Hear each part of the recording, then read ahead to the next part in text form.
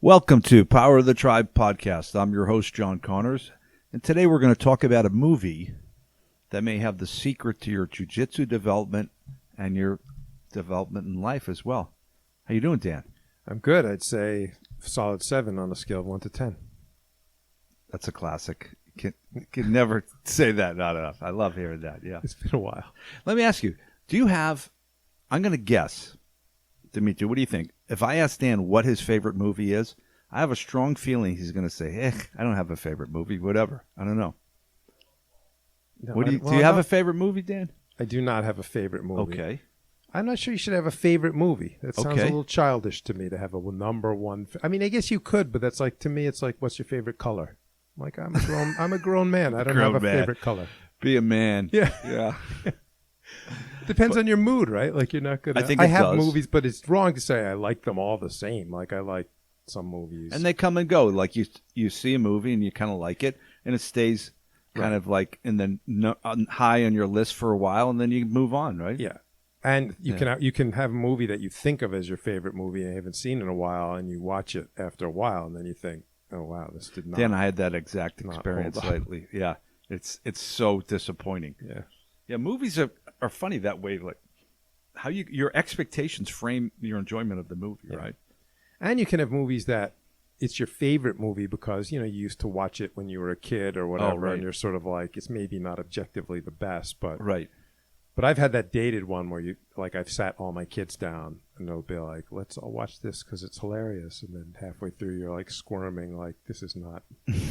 This isn't The even kids funny. are like looking at you like, what's your problem? And you're like, I thought it was funny.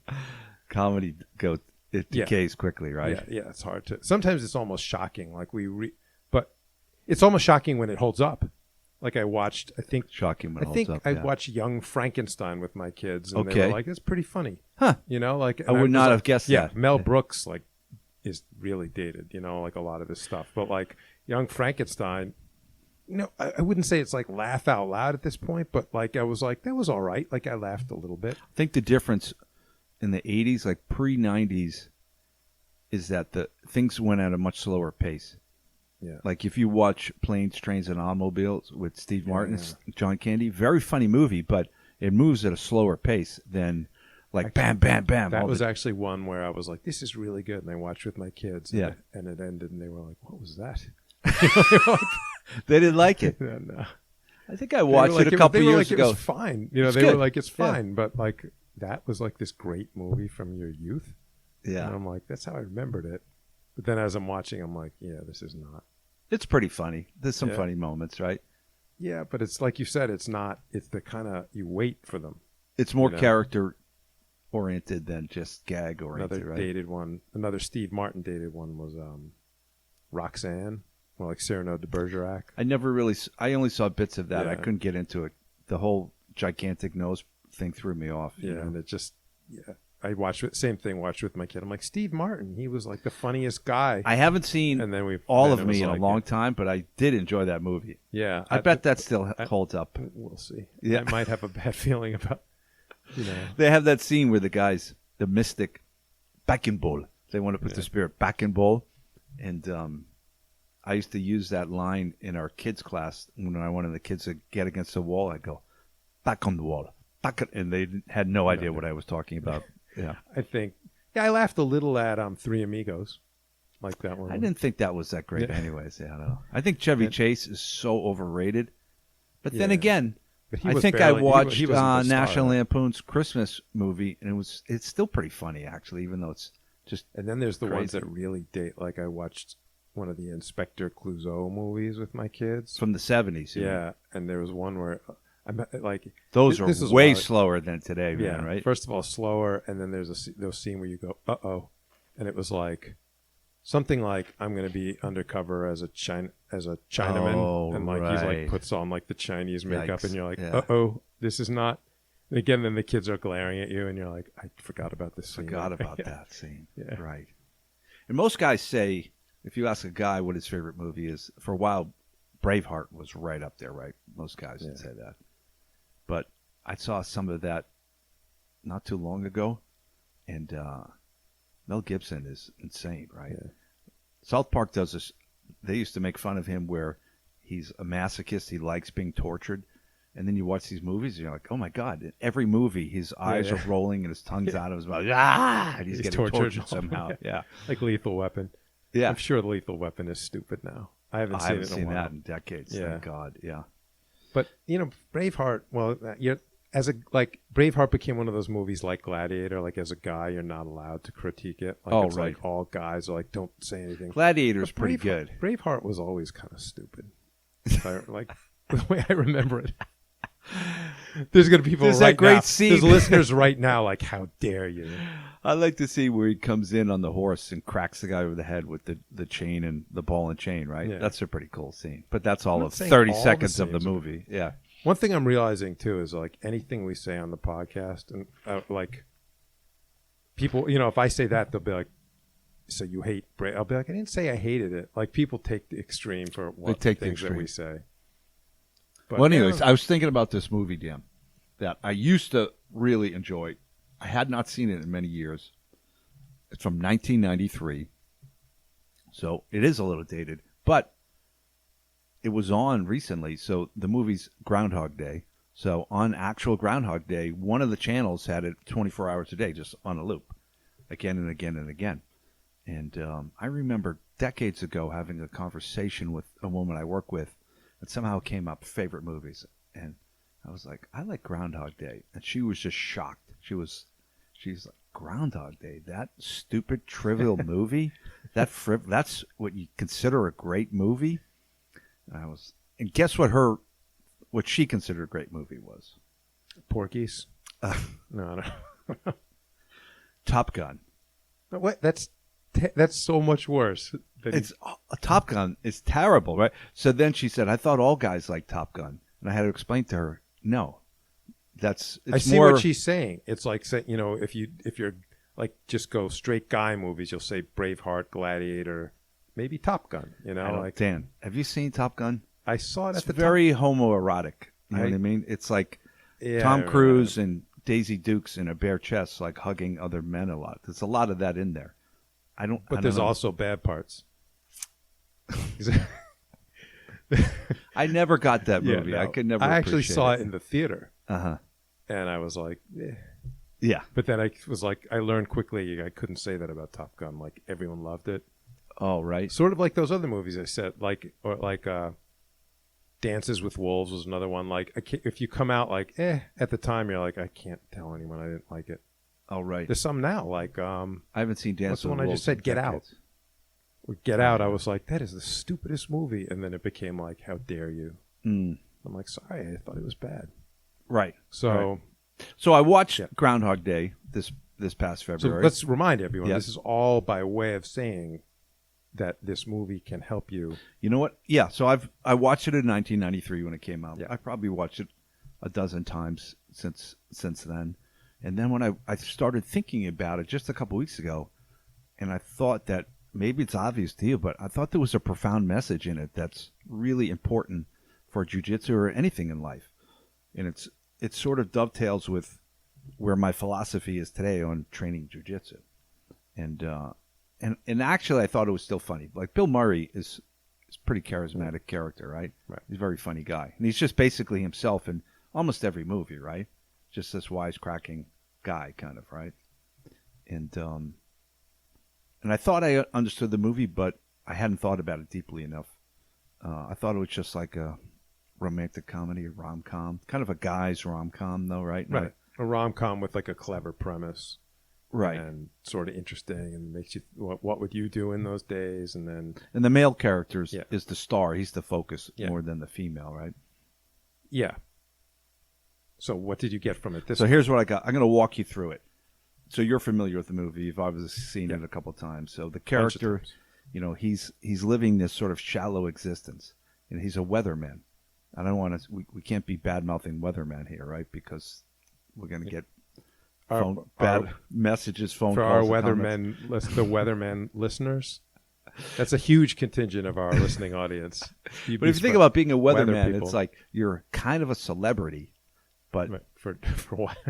It's if you're not even a meteorologist, like you're reading the weather, it's like you don't really have a big skill set other than you're somewhat look good on camera, I guess, or Right. something. I don't know.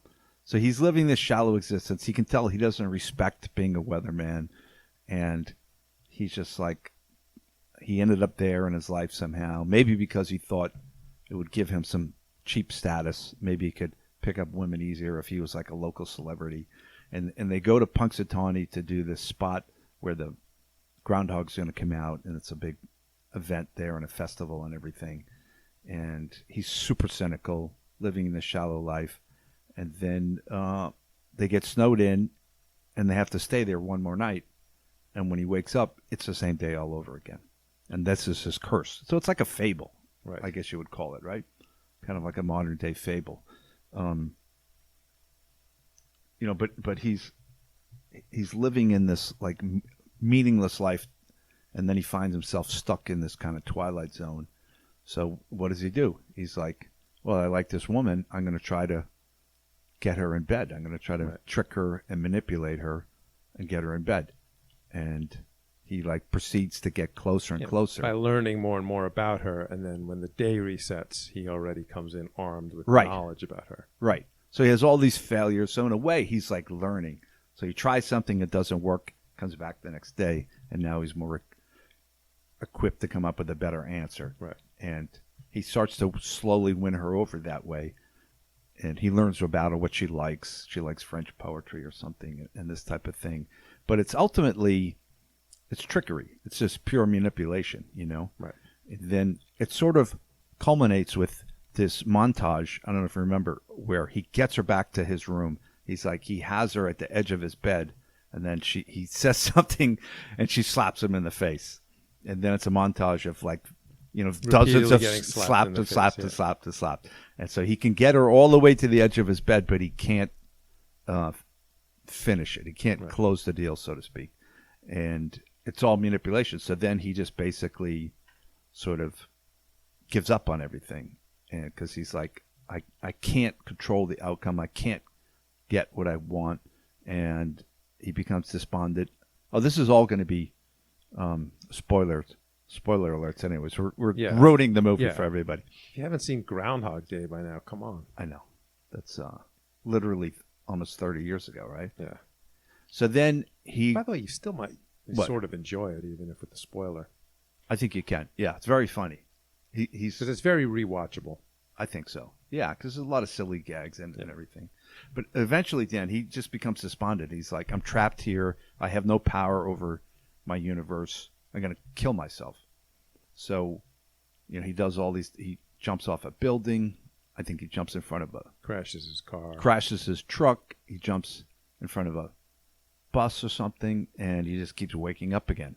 So it's like the ultimate futility, the ultimate lack of control. He can't even kill himself. He just can't stop this thing from going on and on. And I think there's something about that where, we can't control everything. We can't control the outcomes. And when we struggle too much to try to control them, it's just frustrating. We're just going to be met with frustration. So I can totally empathize with that. So then he quits trying to kill himself. He quits trying to pick up, what was her name? Andy McDowell? Is that the actress? Yeah. And he just sort of, I don't even think he thinks deeply about it, but he sort of stumbles into self-development. He starts taking piano lessons, and then he, I don't know if they show him, he doesn't take sculpting lessons, but somehow he ends up being this amazing. He makes a big ice sculpture. Yeah. He can ice sculpt. He can I guess the assumption is he just had lots of days to work on it. To figure it out for himself even, maybe. And the idea was he's working on all these skills. He's working on developing himself. He's taking piano lessons. And I didn't even see it as, it wasn't a major plot point like he also learned to ice sculpt, but it represented like he's doing these kinds of things. The self-development. Yeah. And then he even becomes a better person because he's like this shallow, totally self-interested person. And then at the end he goes to, he's like repairing the flat tire for these elderly women who are driving in their car. And he's Did he like, get a cat out of a tree or there's a kid that falls out of a tree every day at some time, and he runs and he catches the kid every day so he doesn't break his leg or whatever. And even at the point, I think it's like, even though it's just going to happen again and again and again, he's like, I'm just going to do some good, right? I'm just going to catch this kid, even though he's going to fall every day. Right. At least the kid won't fall out of the tree, right? Like, I'm going to do something good, even though it's just going to happen again. And if you think about it, Dan, to me, I've been thinking so much about self-development, self-esteem, and status. He's not doing it to gain status. He's not like catching the kid in the tree and then he's going to get his picture in the paper. Right. It's the ultimate example of it. It's going to be erased. It's going to be erased. And even the kid he catches doesn't even say thank you. He just runs off. He goes, "You never say thank you." That's like one of the funny lines. So he's not doing it to gain status. He's just doing it because he feels like doing it. Right. He feels like it's the right thing, which to me is the ultimate. If that's where you're operating from, like so much of life is transactional that way, right? I was listening to Lex Fridman was interviewing Michael Malice and Yaron Brook on his podcast, and those Michael Malice and Yaron Brook are big into Ayn Rand and objectivism. Are you familiar with that at all? Yeah.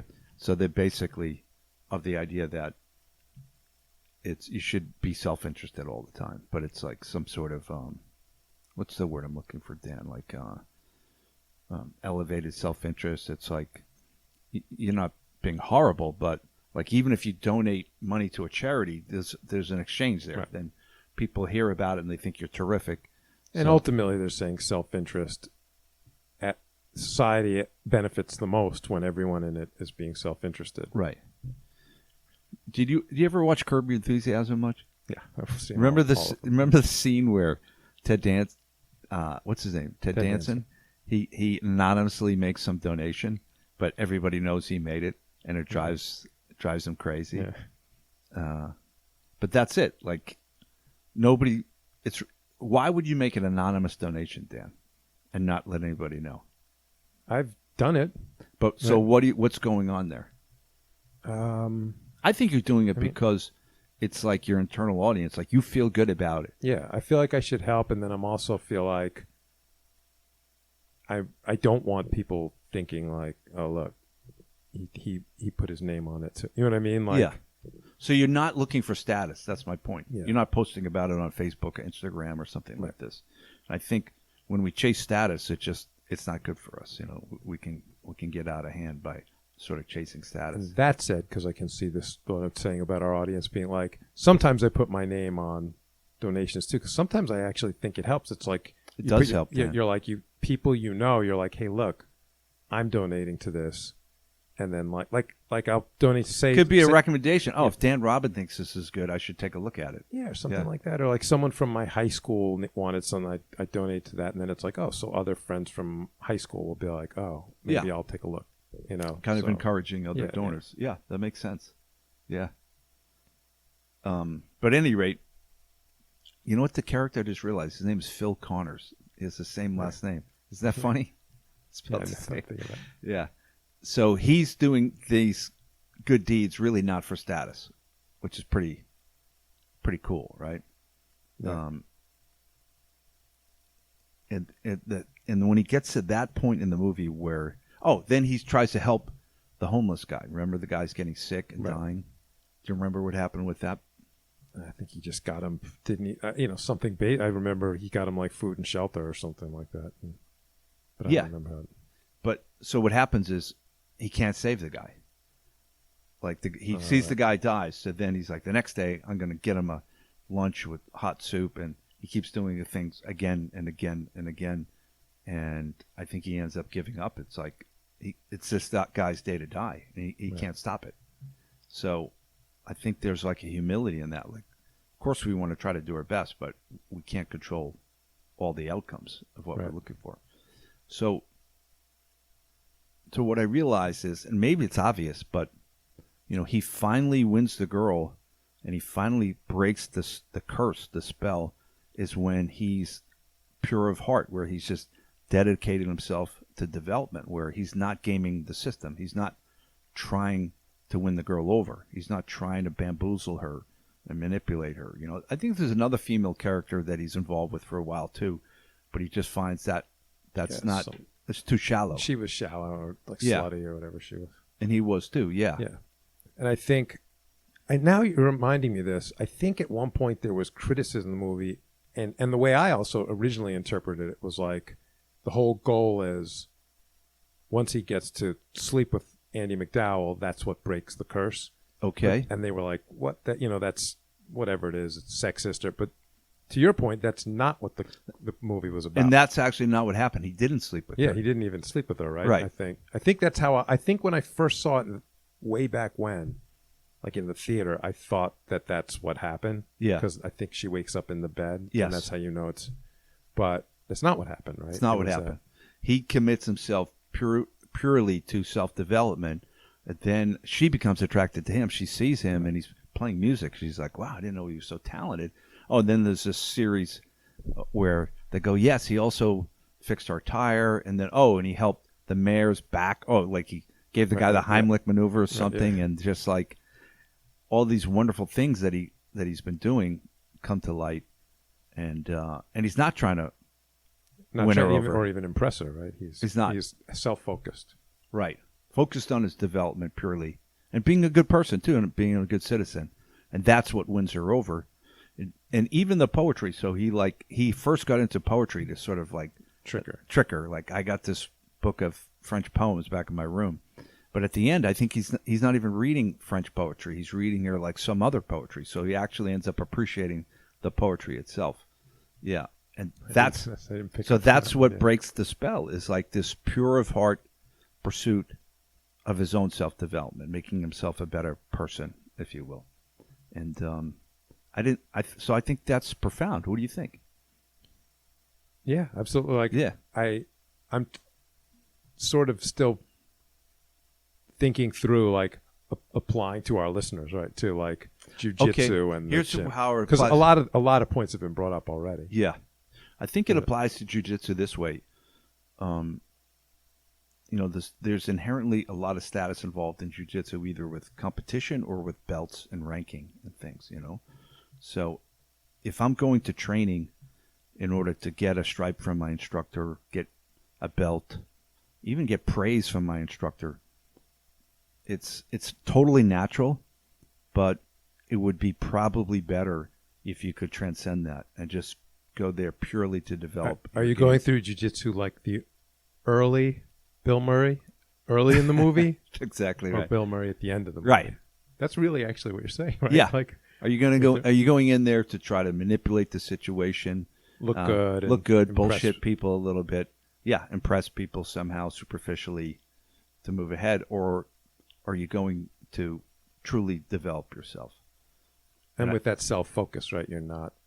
You're like, picture Bill Murray going to jiu-jitsu on Groundhog Day. Toward the end, it would be like, I'm just trying to get better at jiu-jitsu. Just trying to get better. The day's going to reset. It doesn't matter what happens in this class. Right. Wouldn't that be sort of the ideal way to approach the class of jiu-jitsu? Like, I think so, the Dan. day's just going to reset. So I just here to learn. It doesn't matter what anyone thinks about how I act in here. I think so, Dan. Yeah. So, with that caveat of, I'm also going to be a good citizen, so I'm also not going to be an asshole while I'm at it. Right. I'm not some cold-blooded maniac. Yeah. I'm a good citizen, and I'm trying to develop myself. That's my sole focus. I'm not juggling that with, I'm also looking to get a little attention, raise my status a little bit. It's obviously not easy. It's not how we're wired as human beings. Status is very important to us. We're afraid to lose it, and we want to gain it. But I think it works against us a lot, especially in jiu-jitsu or in a lot of places. I'm even thinking about that with competition, Dan. So I have a couple of competitions coming up, so I'm working really hard for it, preparing, of course. But I'm wondering if I could just somehow truly fold competition into my own development, say, no, just another part of my development. I think what that would do for me is allow me to design my life so I'm doing the right amount of everything. So if I have a competition, I'm probably going to tend to lean into doing even more jiu-jitsu practice than I might not, which seems like, well, that's good. Well, maybe it isn't. Maybe it'd be better served right now if I dedicate a little time to something else. You know what I mean?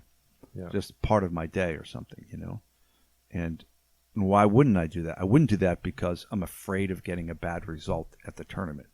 So I'm going to, out of that fear, I might even overtrain. You know what I mean? Yeah. And overtrain, when I say that, I don't mean just to be afraid of injury. It's just, I'm not living my life maybe in the best way that I could, Mm-hmm. But I'm still trying to get my head around that, Dan. Because I was thinking, well, I have these 2 competitions. Maybe I'll take a break from competing just so I can catch my breath, look at my life, see how I'm spending my days, and maybe I want to change how I'm allocating my time. That's our limited resource, or time. But I could do all of that and still keep competing. You know what I mean? Yeah. If I wasn't afraid of some outcome. I heard GSP was on the Lex Fridman podcast the other day, and this line came out as a throwaway. They didn't talk about it a lot, but I thought it was pretty important. They asked him, do you love winning or hate losing more? Which is stronger in you? And GSP said, well, I love winning much more than I hate losing. And that allows him to be competitive, to get out there and risk losing, which I thought. I'm surprised. Usually I think when, like like psychological studies, they find that people hate losing much more than they like winning. Like, and I think like, most like betting losing $500 is much more painful than winning, than the happiness gained by. I heard it described, it's twice as much. So we value loss twice as much as an equivalent gain. Right. So it's good for him, but I would think it would apply to competition where the pain, usually losing, is worse than the joy of winning. I think so, but if you can somehow get your head around it where it isn't, that would serve you. Then mute both to some extent, right? Where I think you have to, Dan. Yeah. I think if you celebrate and crow about your wins too much, you're just setting yourself up to feel bad and sad about losing, right? Yeah. And that's why, again, someone, I guess Rory is a good example, competing so often, you almost can't help but mute the effect of a loss or a win, right? Like, I think that so. Many matches. Right. How could you be that upset by an outcome? Yeah, you start getting so much data that each experience is only one data point. Yeah. That puts you in a better place for sure. Yeah. Yeah, so I think in anything in life, I had one of my students come to me a while ago, and he's sort of looking for general life advice. And my advice was just find something that you can develop yourself in. He's like, well, I'm sort of interested in investing. I go, well, just try to learn about investing and become a better investor. So even if you don't make any money investing for the next 5 or 6 years or whatever period of time, if you improve your skill set in that, man, you're going to be in such a great place at the end of that, Yeah. It's almost like fail-safe advice. If you're just developing yourself, you're just putting yourself in a better position for the future, as opposed to trying to win everything today, right now. Yeah. So I'm still trying to do that. I'm still trying to focus on developing when I go to training and when I go to these competitions. And also this idea of, as you know, it's getting tiresome because I've been thinking about this for so long now, but this idea of how to allocate your time in a productive way. What about that? I'm in this new phase of life where I'm like, I kind of get my kids squared away. I kind of got my finances squared away. A lot of stuff is squared away, and I'm like, how should I spend my days? You know what I mean? Like, this comes up with me all the time, with you, with other people, where it's like, how should I? What's an optimal way to spend my time? And that's related to what you're saying, right? You're like, yes, I want to do well in this competition, but is the optimal thing really to spend all my time preparing for it and training? Yeah. Even if that gets you to the optimal place for the competition, it still might not be quite the right balance. Like, do you know what I mean? Like, you could be like, I'm a notch, some tiny notch down from where I could possibly be, but I'm enjoying my life more, I totally agree, Dan. Yeah, what are we optimizing for? Are we optimizing to win tournaments? That can't be correct for me, right? Can't be, right? That doesn't make any sense. Maybe if you're a young professional athlete, it might be that's what you should be doing. But even for them, at some point, they probably need to change what they're optimizing for, right? Yeah. or even like temporarily, like you, Mhm. I forgot one of the tournaments, maybe Worlds or something. You were like, I really want this, and I'm willing to just Yeah. optimize for that for 6 months, 4 months, whatever it is. Yep. A year. I don't know.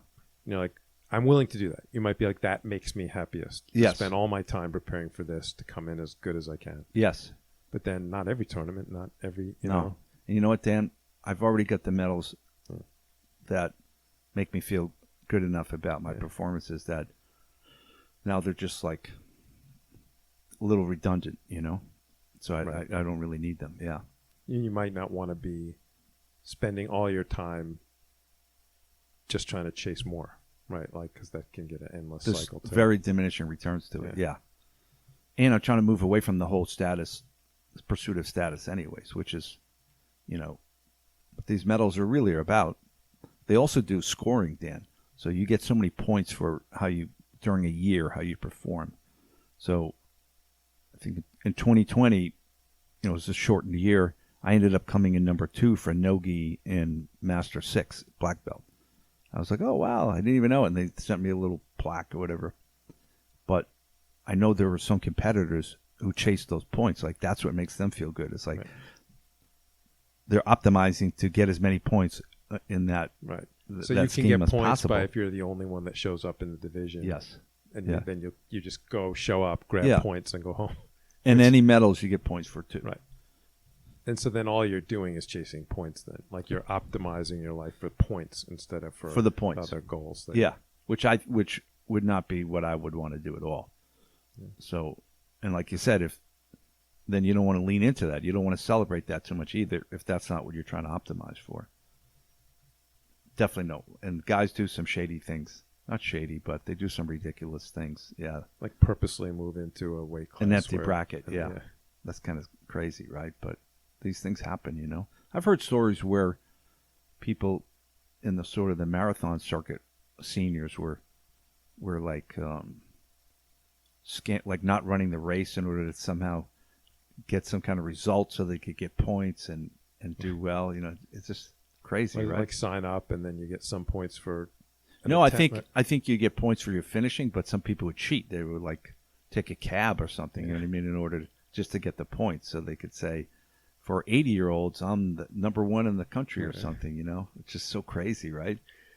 But again, think of the mistake to still have that mindset at 80 or 70 or whatever. You know, to actually be like at that point in your life, and you're like, I'm still chasing points.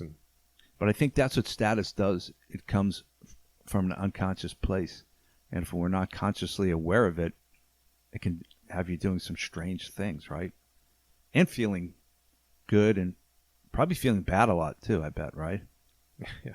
When you're leaning into that whole status game. Not enough of a win there, right? It's just not the way to live a life, I think. Yeah. But I think the way to deal with it is to be conscious of it. Like, this is what's happening, you know? I was thinking about that the other day.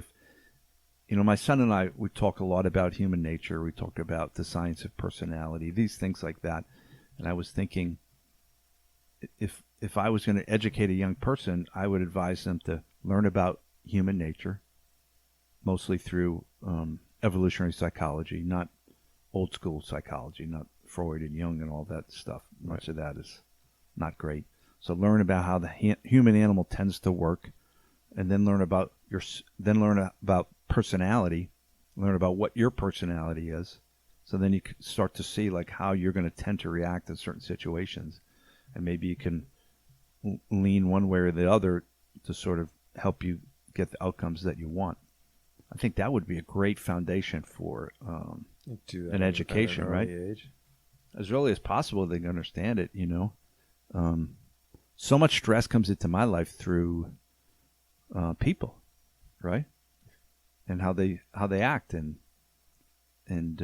usually they're just acting according to human nature and according to their own personality, and we're just coincidentally part of the play at that moment, you know. And if you knew enough about that, you'd go, oh, this person sort of seems to have this type of personality, and based on human nature, they're probably going to feel like this in this situation, and then you can predict it with better accuracy. So lots of things. You could predict it. You might be able to better position to move the interactions in a direction that makes you happier, like, Right. and then you might be faster or better able to come to a realization like, I don't mix well with this person. Right. And Exactly. we're just not going to mix well. Right. We need to steer clear. Right. So I know we talked about this before, but the science of personality currently talks about, they use an acronym OCEAN, OCEAN. The O is openness. So most people that come train martial arts are on average more open than others. And all of these characteristics are sort of plotted on a bell curve across a population. Do you mean they're open just because what kind of person walks in through that door to? Yeah. I think they're way more likely to be above average in openness. Yeah. The C is conscientiousness, which is how hardworking you are and how orderly you are. I think I'm relatively hardworking, Dan. I think I'm maybe a little below average in orderliness, but and the E is extraversion. Everybody sort of knows what that is, right? The A is for agreeability. So if somebody is above average agreeable, they're oh, where do you want to go for dinner? Whatever you want to do, And then the disagreeable people, some of them, if they're highly disagreeable, they're never going to be happy, right? You'd think the opposite of agreeable of your example would be like they have a specific place they want to go, but sometimes there's no place. Oh, they'll like go that. there, and that place will Yeah. suck. Yeah. They'll spend the whole time bad-mouthing that Yeah. place. I've noticed it now when somebody comes to my academy and they've like, oh, I've trained at these 6 places, and there's no sort of geographical reason for them to be moving around. Like they didn't move their home or anything, and all 6 of those places came up short for them. That means they're probably highly disagreeable. And guess what? They're going to be moving on from your place too. They're not going to like your place. They're not going to like your place either. So since I understand it, I can better see that coming. And it's not that I'm not welcoming to them, but I just expect them to be dissatisfied just because it's their personality. It has nothing to do with what we're doing, I was thinking there's more than one person within my family that I know that like part of going out to eat to a restaurant is like being really angry about something that happens so just like a meal out, and something will happen every meal that has them like completely like what like shocked by something about what they said or how long it's taking. Right. A big one is how long it's taking, because then you can even like the meal, but it took too long. Oh my God, it took long. Yeah, or something's off about the food, and they're sending it back, and it's like I think they almost expect that's part of going out to eat, and I think it's an example. You said it's disagreeable because it doesn't matter where you are. Like you can be, one's a Chinese restaurant kind of fast food, one's like a high end kind of steak place. Like it doesn't matter. Right. They'll have the same reaction. They can find something to not like. Yeah. Oh, now the N in ocean stands for neuroticism, Dan. And I think most people aren't completely clear on what they mean in that acronym, but what they mean is emotional variability. Does somebody have a lot of high highs and low lows, or is somebody relatively flat? Those are the sort of the ends of the spectrum of neuroticism. And I've found that people that are highly emotionally variable, they're going to cause you a little bit more headache maybe than other people, because if you combine that with disagreeability, now you get a great package there, right? But I was listening to this Dr. Lisle on his podcast where they talk about evolutionary psychology, and you probably know this, Dan. I wasn't totally clear on this, but they use the word distortion. So when a person, maybe he goes to see a psychologist because he's depressed, there's something wrong, and he goes to see, what do they call it? Cognitive behavioral therapist, CBT. Yeah. And basically, the way they explained it is that the therapist is trying to remove the distortion the person has in their life. So maybe they had a romantic breakup where they got dumped, and they're like, I'm never going to date another woman again in the rest of my life, and they're profoundly depressed. And then and that's a distortion. It's like, well, no, that's not reality. You're very likely going to date somebody else that you're probably going to have a good experience with.